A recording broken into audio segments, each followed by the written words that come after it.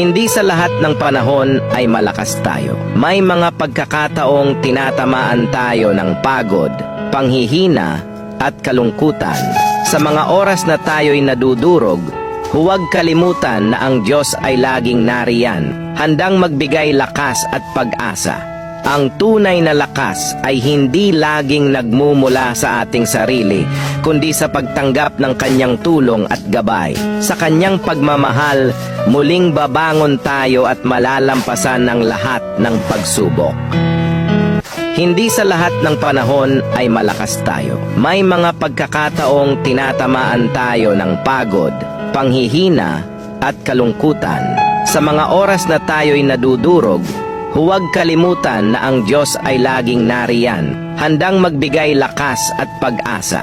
Ang tunay na lakas ay hindi laging nagmumula sa ating sarili, kundi sa pagtanggap ng kanyang tulong at gabay.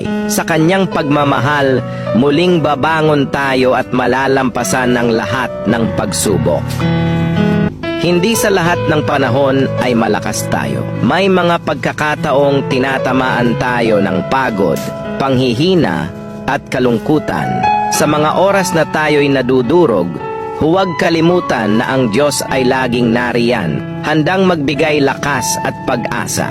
Ang tunay na lakas ay hindi laging nagmumula sa ating sarili, kundi sa pagtanggap ng kanyang tulong at gabay. Sa kanyang pagmamahal, muling babangon tayo at malalampasan ng lahat ng pagsubok.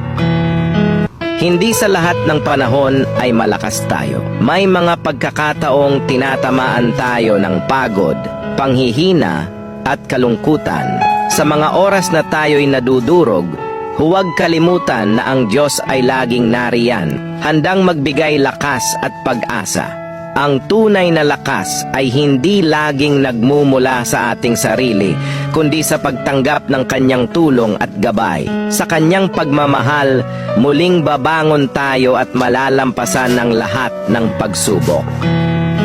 Hindi sa lahat ng panahon ay malakas tayo. May mga pagkakataong tinatamaan tayo ng pagod, panghihina at kalungkutan. Sa mga oras na tayo'y nadudurog, huwag kalimutan na ang Diyos ay laging nariyan, handang magbigay lakas at pag-asa.